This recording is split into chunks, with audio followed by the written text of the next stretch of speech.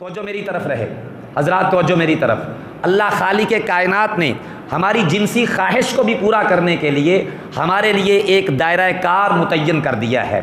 और वो दायरा कार क्या है कि निकाह के ज़रिए एक मर्द और औरत का आपस का जिनसी ताल्लुक़ जो है वो कायम हो सकेगा। इसके बग़ैर शरीयत उसको ज़िना कहती है, उसको बदकारी कहती है और उसको कबीरा गुनाह जो है वो कहा गया है। कुरान मजीद के अंदर अल्लाह ताला ने ये नहीं फरमाया कि ज़िना ना करो, बल्कि फरमाया ला तक़रबुज़ ज़िना, ज़िना के करीब तक ना जाओ, ज़िना के करीब तक ना जाओ।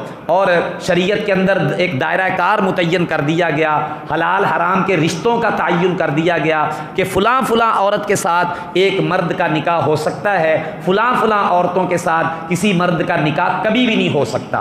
वो हमेशा के लिए मुहर्रमात की हैसियत रखती हैं, वो ख़वातीन हराम की हैसियत रखती हैं, उनसे कभी भी मर्द का जो है वो निकाह नहीं हो सकता। और इसी तरह शरीयत ने मर्द के लिए ये दायरा कार मुतय्यन किया कि अगर वो एक से ज़्यादा शादी करना चाहे तो 4 तक एक मर्द को शादियां करने की इजाज़त दी। अलबत्ता ये शर्त लगाई कि अगर तुम अपनी उन बीवियों के दरमियान अदल कर सकते हो, उनके दरमियान अदल कर सकते हो, तो फिर ये एक से ज़ायद तुम जो है वो शादियां 4 तक की लिमिट के अंदर रहकर कर सकते हो। लेकिन एक औरत जो है उसका निकाह बहर सूरत एक मर्द से ही हो सकता है, एक औरत बैक वक़्त एक से ज़्यादा उसके खामद नहीं हो सकते। तो ये अल्लाह ताला ने जो है ये हमारे लिए हुदूद मुतय्यन कर दी हैं, हमारे लिए लिमिट्स मुतय्यन कर दी हैं। इन लिमिट्स के अंदर रहते हुए हम अपनी इस जिनसी ख्वाहिश को जो है वो पूरा कर सकते हैं।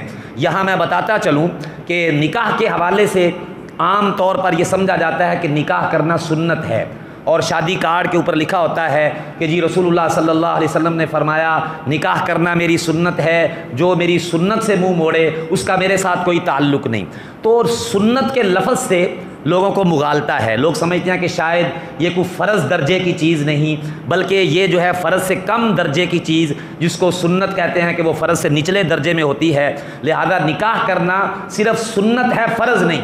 हालांकि ये एक गलत फ़हमी है, मैं उस गलत फ़हमी का इजाला करना चाहता हूँ। असल में ये जो हमारे यहाँ फ़र्ज़ सुन्नत की तकसीम है कि फ़लाँ काम फ़र्ज़ के दर्जे का है, फ़लाँ काम सुन्नत के दर्जे का है, फ़लाँ नफ़ल है, फ़लाँ मुस्तहब है, ये इस्तिलाहात और ये जो यानी कि दर्जाबंदी अहकामात की जाती है, ये रसूलुल्लाह सल्लल्लाहु अलैहि वसल्लम के बाद, सहाबा के बाद जो है फ़ुक़हा ने, उलमा ने कुरान और सुन्नत को समझते हुए ये दर्जाबंदी की है।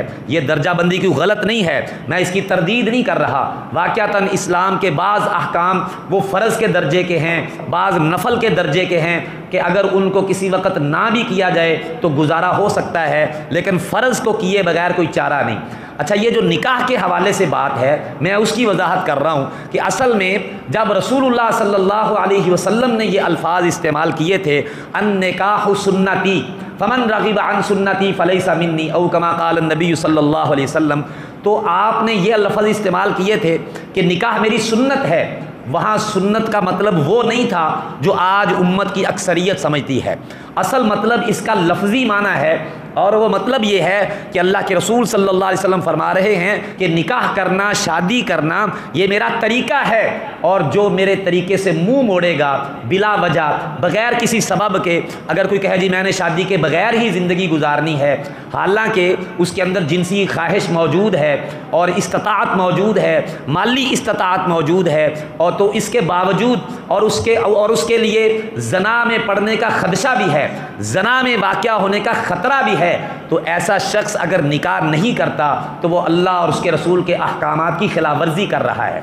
याद रखिए, निकाह करना फ़र्ज़ है, निकाह करना फ़र्ज़ के दर्जे में है हर उस मुसलमान मर्द और औरत के लिए जो शादी की जिनसी ख्वाहिश भी रखता है, माली इस्तिताअत भी रखता है, और शादी की बात की ज़िम्मेदारियों को जो अदा करने पर भी कादिर है, और जिसका ज़िना के अंदर पड़ने का ख़दशा है, ज़िना के अंदर मुबतला होने का ख़तरा है, ऐसे मर्द और औरत के लिए ऐसे मर्द और औरत के लिए शादी करना, निकाह करना जो है ये फ़र्ज़ के दर्जे में आ जाता है।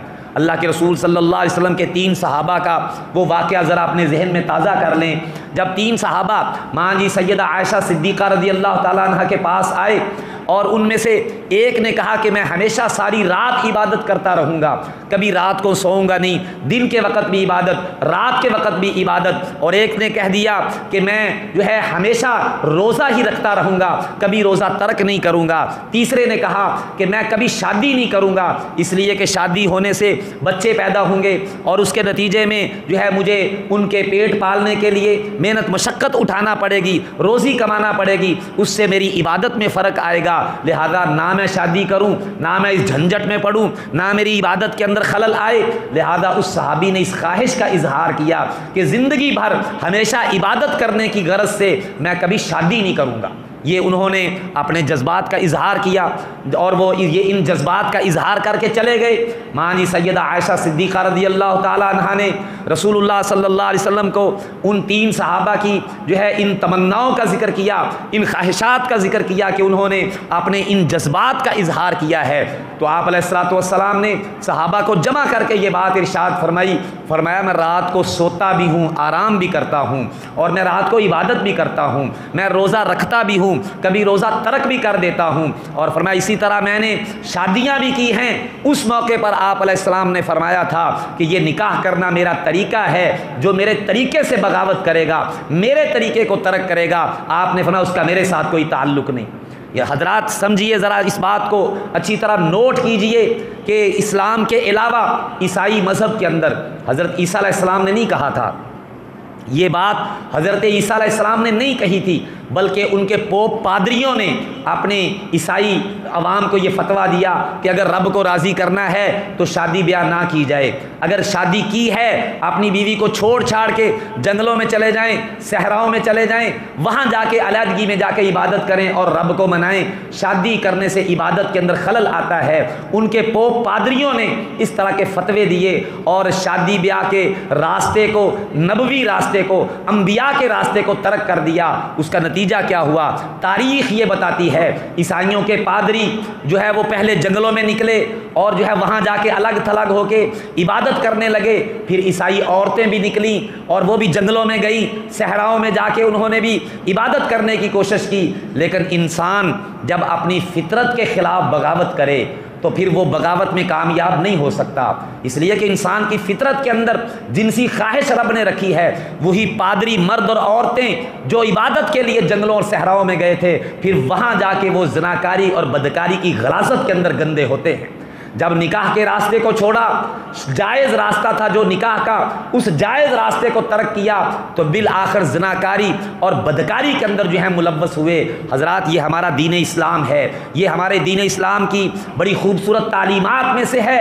अल्लाह के रसूल सल्लल्लाहु अलैहि वसल्लम का फरमाने गिरामी सुन लें। अल्लाह के नबी फरमाते हैं वफ़ी बुद्इ अहदिकुम सदाका, फरमाया खामन बीवी अगर इकट्ठे होते हैं अपनी जिनसी ख्वाहिश को पूरा करने के लिए, फरमाया अल्लाह ताला इस पर भी उन्हें अजर व सवाब अता करते हैं। सहाबा कराम हैरान होकर पूछते हैं, ए अल्लाह के रसूल सल्लल्लाहु अलैहि वसल्लम, क्या खामन बीवी इकट्ठे हों अपनी जिनसी ख्वाहिश को पूरा करें, क्या इस पर भी अजर व सवाब मिलता है?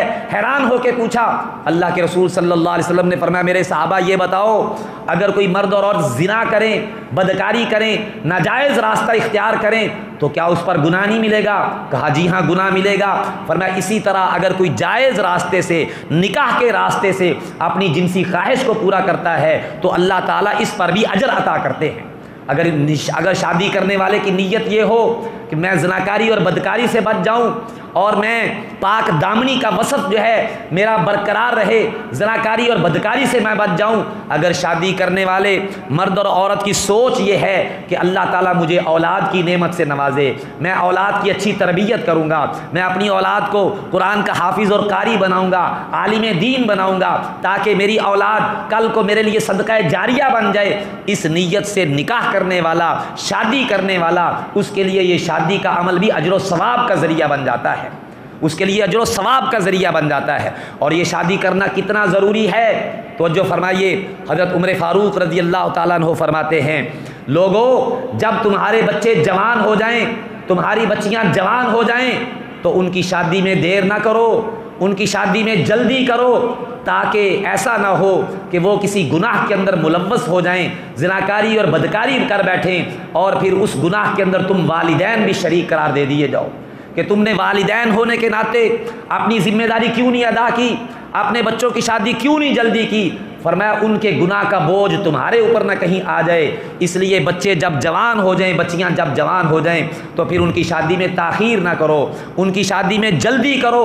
अल्लाह के रसूल सल्लल्लाहु अलैहि वसल्लम एक दफ़ा नौजवान सहाबा की जमात को मुखातिब होकर अल्लाह के नबी फरमाते हैं, या माशर शबाब मन इस्तताअ मिनकुमुल बाअत फल्यतज़व्वज फ़इन्नहु अग़द्दु लिलबसर व अहसनु लिलफ़र्ज।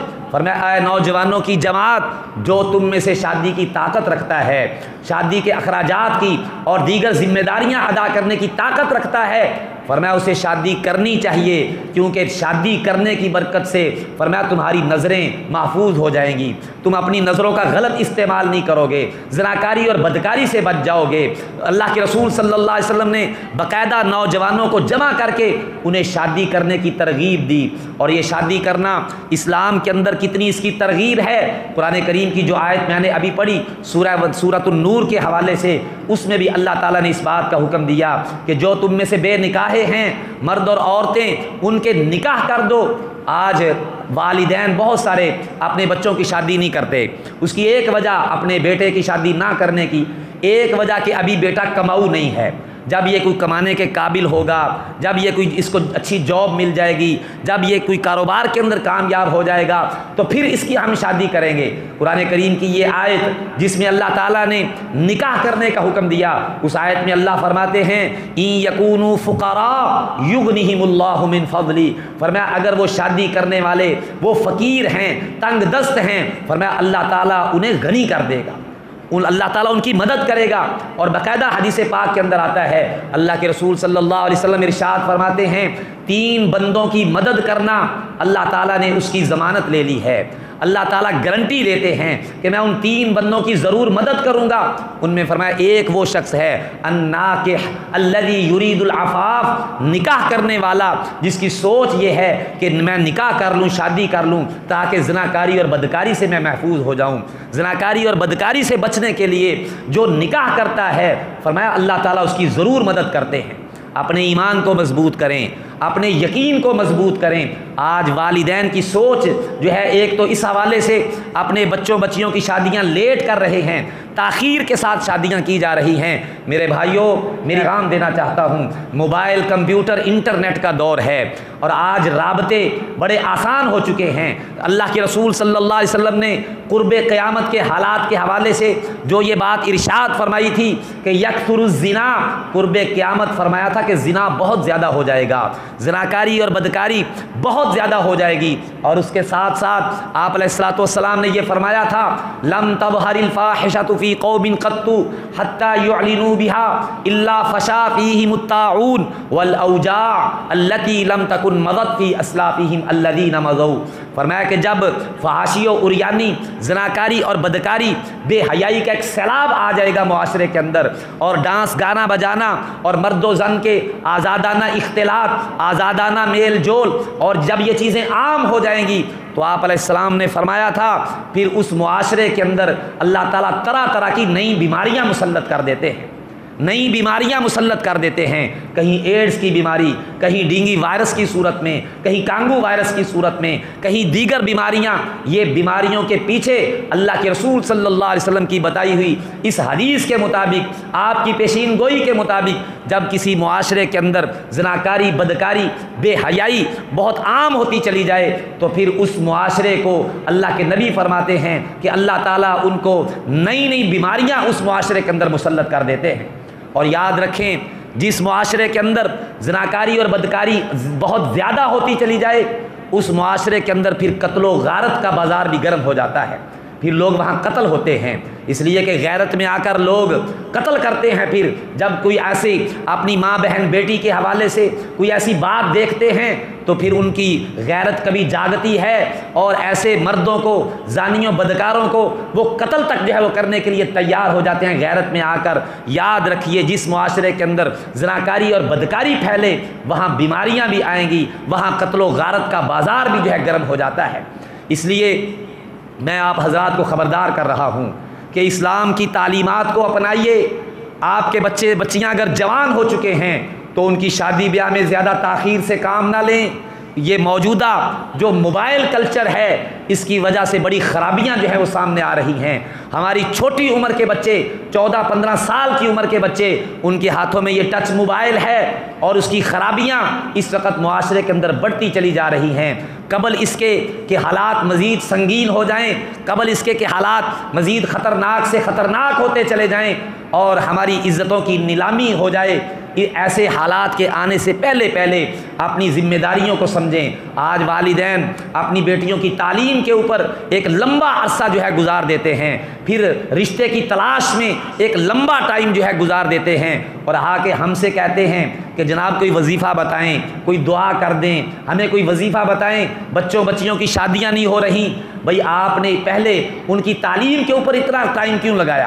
एमफिल करवाए जा रहे हैं बेटियों को, पीएचडी करवाई जा रही है बच्चियों को, इतनी आला तालीम के बाद अब सोच ये है कि हमारी बेटी के लिए कोई डॉक्टर मिलना चाहिए, हमारी बेटी के लिए कोई प्रोफेसर मिलना चाहिए, कोई बड़ा जॉब होल्डर मिलना चाहिए और इसी रिश्ते की तलाश में जो है वो बच्चियाँ उनके बालों में सफ़ेदी आ रही है, बालों में चांदी आ रही है। यानी हमारी अपनी गलतियाँ, हमारी अपनी गफलतें और कोताहियाँ, जिसके नतीजे में आज ये शादी ब्याह के मामलात जो हैं वो लेट होते चले जा रहे हैं। और शादी ब्याह के मामलात आज लेट होने की एक वजह हमारे तकल्लुफ़ात हैं कि शादी ब्याह के मौके पर वो सादगी नहीं रही। हालांकि हमारे दीन इस्लाम के अंदर निकाह का जो रास्ता था, निकाह का जो एक तरीका था वो निहायत आसान था, लेकिन आज हमारे तकल्लुफ़ात ने, हिंदुआना रस्मों ने आज उस शादी ब्याह के इस्लाम के प्रोग्राम को बड़ा जो है मुश्किल बना दिया है। कितनी फजूल खर्ची का जो है आज शादी ब्याह के मौके पर जो है इर्तिकाब किया जा रहा है। उसके नतीजे में गरीबों के लिए मसाइल पैदा हो चुके हैं। गरीब की बच्चियां जो हैं वो कंवारी बैठी हैं, उनके लिए निकाह के रास्ते जो हैं वो बंद होते चले जा रहे हैं। ये अमीर लोग जो हैं उनके लिए मसाइल और परेशानी पैदा होने का एक ज़रिया है। हो सकता है कल क़यामत के दिन ऐसे लोगों का कहीं मुआखज़ा ना हो जाए कि तुम्हारी वजह से ये ख़राबियाँ पैदा हुई और गरीब के बच्चे बच्चियाँ उनके लिए शादी ब्याह के जो हैं ये मसाइल पैदा हुए। कहीं महंगे जहेज़ का मुतालबा, कहीं महंगे हक महर का मुतालबा और दीगर हिंदुआना रस्में और रवाज जिनके अंदर फजूल खर्चियाँ।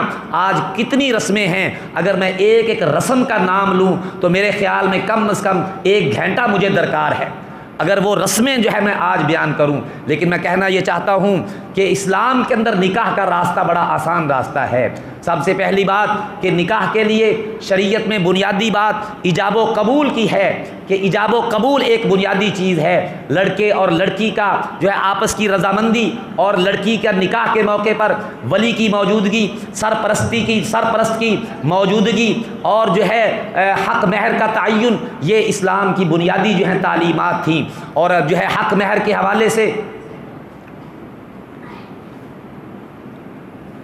हक महर के हवाले से इस्लाम के अंदर कितनी आसानी थी, लेकिन आज हमने उसको किस कदर जो है मुश्किल बना दिया।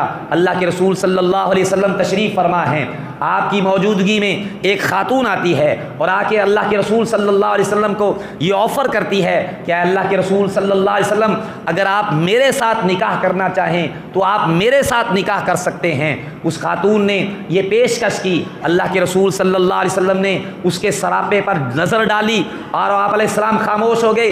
करीब एक सहाबी बैठे हैं, वो समझ गए, कहा अल्लाह के रसूल सल्लल्लाहु अलैहि वसल्लम अगर आपका इनके साथ शादी करने का कोई इरादा नहीं तो आप मेरी इनके साथ शादी कर दें, मेरा निकाह कर दें। आप अलैहिस्सलातु वस्सलाम अपने उस सहाबी से पूछते हैं क्या तुम्हारे पास हक महर देने के लिए कुछ है? तो वो सहाबी कहता है मेरे पास तो कुछ भी नहीं। आपने फरमाया इल्तमिस वलौ खातमम मिन हदीदिन, जाओ जाके तलाश करो, खा लोहे की अंगूठी भी हो तो उसको तलाश करके ले आओ। वो सहाबी के पास कुछ भी नहीं। बिलाखिर अल्लाह के रसूल सल्लल्लाहु अलैहि वसल्लम ने पूछा क्या तुम्हारे पास कुरान करीम का कोई इल्म है, कुरान करीम का कुछ हिस्सा तुम्हें याद है? तो वो सहाबी बताता है कि जी हाँ, फ़लाँ फ़लाँ सूरतें, कुरान का फ़लाँ फ़लाँ हिस्सा मुझे याद है। अल्लाह के रसूल सल्लल्लाहु अलैहि वसल्लम ने फरमाया कि ठीक है, वो कुरान की सूरतें जो तुम्हें याद हैं तुम अपनी बीवी को याद करवा देना, इस औरत को याद करवा देना। फरमाया यही तुम्हारा हक महर है जिसके इवज़ मैं तुम्हारा इसके साथ निकाह कर रहा हूँ।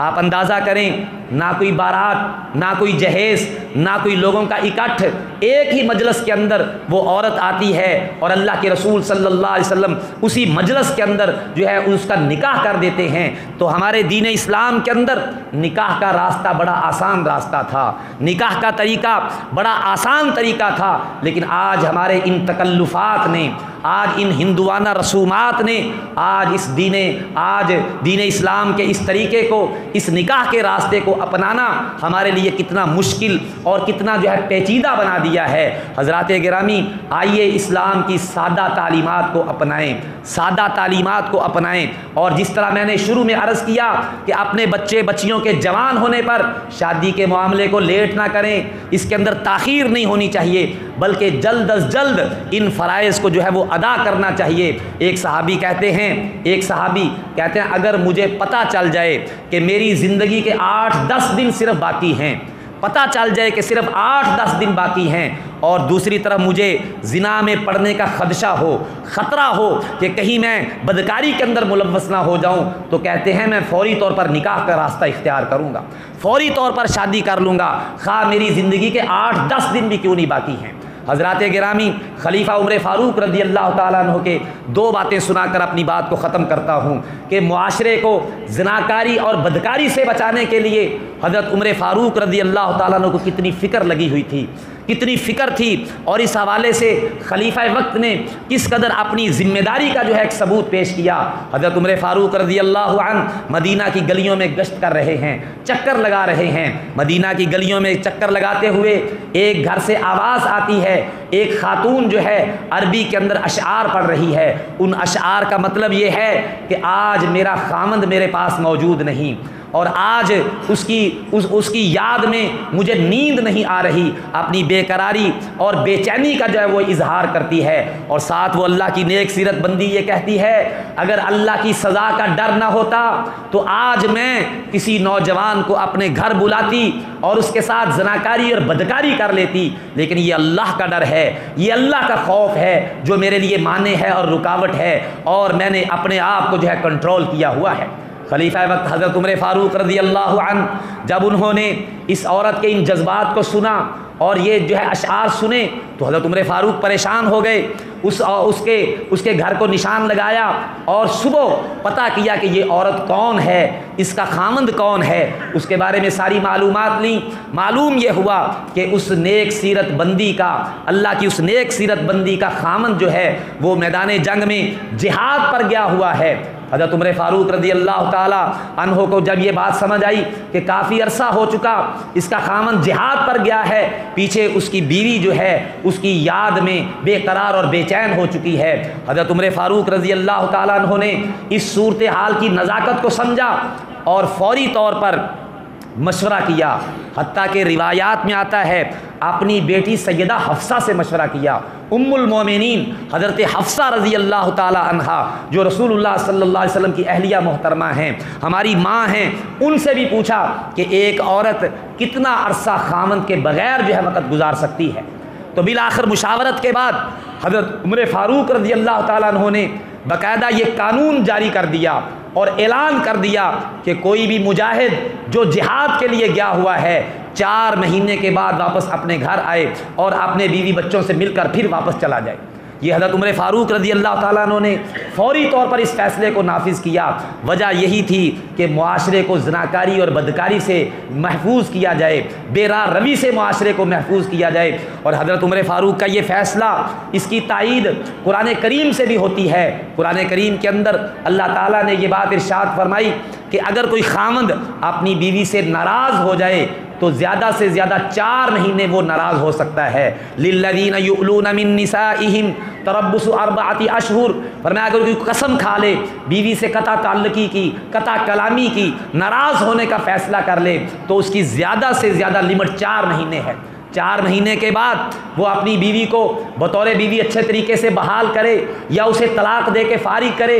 ये हमारे मुआशरे में है, खामन बीवी की लड़ाई होती है, कई साल औरत अपने मेके बैठी है, मर्द उसके पास नहीं जाता, ना तलाक दे के फारिग करता है, ना उसको अच्छे तरीके से बतौर बीवी उसको बहाल करता है। और ये हमारा मुआशरा है जहाँ खामंद कमाई करने के लिए बरतानिया, यूरोप, अमेरिका, सऊदी अरब और 5-5 साल घरों में नहीं आते, या तालीम हासिल करने के लिए कई नौजवान शादी के बाद बैरून मुल्क चले जाते हैं, या बाज़ लोग तबलीग के लिए साल साल बाहर चले जाते हैं, पीछे बीवी बच्चों की कोई परवाह नहीं। इस्लाम इसको कतन पसंद नहीं करता। ये चीज़ें मुआशरे के अंदर बेरा रवी का बायस बन सकती हैं। इसलिए 4 महीने की ये लिमिट हज़रत उमर फ़ारूक रज़ी अल्लाह ताला ने मुकर्रर कर दी कि कोई जिहाद पर भी गया है, अगर मौका मिले तो वो भी 4 माह के बाद वापस आए, अपने बीवी बच्चों से मिल कर जाए, ताकि मुआशरे के अंदर ज़नाकारी और बदकारी जो है उसका रास्ता जो है वो बंद रहे। हज़रत उमर फ़ारूक का एक दूसरा वाक़या, मैंने 2 बातें कही थी, हज़रत उमर फ़ारूक के हवाले से दूसरी बात सुना के अपनी बात को ख़त्म करता हूँ। हज़रत उमर फ़ारूक रज़ी अल्लाह अन्हु के ज़माने में जब रूम ईरान फ़तह हो गए तो वहाँ सहाबा किराम रूम के अंदर जहाँ ईसाई रहते थे, सहाबा किराम ने वहाँ रूमी औरतों के साथ, जो ईसाई औरतें थीं उनके साथ शादी करना शुरू कर दी। इसलिए कि कुरान करीम के अंदर इजाज़त तो है कि किताबी औरत के साथ निकाह किया जा सकता है। अहले किताब की औरत, यहूदी औरत, ईसाई औरत के साथ मुसलमान मर्द का निकाह हो सकता है, लेकिन मुसलमान औरत का निकाह किताबी मर्द के साथ नहीं हो सकता। हुज़ैफ़ा बिन यमान रज़ी अल्लाह अन्हु उस इलाके के अंदर सिपा सालार थे, उस इलाके के अंदर सहाबा किराम के लीडर थे, उन्होंने भी शादी की। बाज़ दीगर सहाबा ने वहाँ ईसाई औरतों के साथ शादी करना शुरू कर दी। हज़रत उमर फ़ारूक रज़ी अल्लाह अन्हु को मदीने में बैठे पता चला। हज़रात तवज्जो मेरी तरफ, इन चीज़ों ने खुशू खुजूई ख़त्म कर दिया है और कोई हमारा वो लिल्लाहियत ही नहीं रही प्रोग्रामों के अंदर। तवज्जो मेरी तरफ फरमाएँ। हज़रत उमर फ़ारूक रज़ी अल्लाह ताला अन्हु को मदीने में बैठकर इस बात का पता चला कि वहाँ मुजाहिदीन सहाबा किराम किताबी औरतों के साथ जो है शादी कर रहे हैं। आपने फ़ौरन ख़त लिखा, फरमाया इनके साथ शादी ना करो। हज़रत हुज़ैफ़ा ने जवाबन ख़त लिखा, कहा अमीरुल मोमिनीन क्या आप इसको हराम समझते हैं? कुरान ने तो इसकी इजाज़त दी है, कुरान तो इजाज़त देता है किताबी औरत से निकाह किया जा सकता है, आप इससे क्यों मना कर रहे हैं? हज़रत उमर फ़ारूक रज़ी अल्लाह ताला अन्हु ने एक खदशे का इजहार किया। वो खदशा सुने। खदशा क्या था? फरमाया मुझे खदशा ये है कि अगर इस तरह मुसलमान मुजाहिदीन वहाँ किताबी औरतों से निकाह करते रहे तो अपनी मुसलमान औरतें बेनिकाही रह जाएंगी, और जब ये बेनिकाही रह जाएंगी तो मुसलमान मुआशरे के अंदर ज़नाकारी और बदकारी शुरू हो जाएगी। वहाँ मुआशरे को फिर ज़नाकारी और बदकारी से कौन बचाएगा? इसलिए फरमाया पहले तरजीहन अपनी औरतों से शादी करो, मुसलमान औरतों से शादी करो। किताबी औरत से निकाह करने का अल्लाह ने हुक्म नहीं दिया, इजाज़त दी है। फ़र्ज़ नहीं कहा, ये नहीं कहा कि ज़रूर किताबी औरतों से निकाह करो, इजाज़त दी है कि अगर करना चाहते हो तो कर सकते हो, लेकिन पहले तरजीह अपनी औरतों को दें, अपनी मुसलमान औरतों को तरजीह दें। तो ये दोनों वाक़यात सुनाने का मकसद ये है कि खलीफातुल मुस्लिमीन अमीरुल मोमिनीन सैयदना उमर इब्न ख़त्ताब रज़ी अल्लाह ताला अन्हु कितनी फ़िक्र उन्हें लगी हुई है कि मुसलमान मुआशरे के अंदर ज़नाकारी और बदकारी की रोकथाम के लिए ऐसे तमाम इक़दामात किए जाएँ जिसके नतीजे में मुसलमानों की इज़्ज़तें महफूज हो जाएँ, मर्दों की इज़्ज़तें, औरतों की इज़्ज़तें महफूज हो जाएँ और मुसलमान मुआशरे को ज़नाकारी और बदकारी से जो है महफूज कर दिया जाए। हज़रात गिरामी, आज के मेरी सारी गुफ्तगू का ख़ुलासा ये है कि मैंने कुरान और हदीस की रोशनी में आपको ये पैगाम देने की कोशिश की है कि असर हाज़र जो नहायत फितनों का दौर है, कुर्बे क़यामत के हालात हैं, अल्लाह के रसूल सल्लल्लाहु अलैहि वसल्लम ने हमें ख़बरदार कर दिया है कि कुर्बे क़यामत ज़िनाकारी बदकारी की शरह में बड़ा इजाफ़ा हो जाएगा। और इस जदीद टेक्नोलॉजी के नतीजे में आज राबते बड़े आसान हो चुके हैं। लिहाजा इन हालात में आज मुसलमान वालिदैन को अपनी ज़िम्मेदारियों को समझना चाहिए। औलाद के जवान होते ही जल्द अज जल्द उन बच्चों की शादियां करनी चाहिए। आज लोग वजीफ़ा पूछते हैं कि जी वजीफ़ा बताएं, बच्चे की शादी हो जाए, बेटी की शादी हो जाए, हमसे वजीफ़े पूछते हैं। और मैं कहता हूँ भाई मेरे पास कोई जंतर मंतर नहीं, आप दरअसल अपनी सोच को थोड़ा सा नीचे ले आएँ, अपनी डिमांड थोड़ी सी कम कर दें, अपना मेयार थोड़ा सा बदल लें। मेयार क्या है? अल्लाह के रसूल सल्लल्लाहु अलैहि वसल्लम ने फरमाया था कि किसी औरत से निकाह 4 वजह से होता है, उसके हुस्न व जमाल की वजह से, ज़ात बरादरी की वजह से, माल व दौलत की वजह से। चौथी वजह फरमाया दीन है। और अल्लाह के रसूल सल्लल्लाहु अलैहि वसल्लम ने उम्मत को नसीहत ये की है, फ़ज़्फ़ुर बिज़ाति दीन, फरमाया तुम दीन को देखो। अगर तुम्हें दीन नज़र आ जाए लड़के वालों के यहाँ या लड़की वालों के यहाँ, जिस रिश्ते की आपको तलाश है, दीन को तरजीह देते हुए फरमाया तुम वो शादी कर लो। इंशाअल्लाह अल्लाह ताला उस दीन की वजह से उस निकाह के अंदर बरकत डाल देंगे। अल्लाह रब्बुल आलमीन से दुआ है अल्लाह ताला हमें अपनी तमाम किस्म की ज़िम्मेदारियों को अदा करने की तौफ़ीक़ अता फ़रमाए। व आखिरु दावाना अनिल हम्दुलिल्लाहि रब्बिल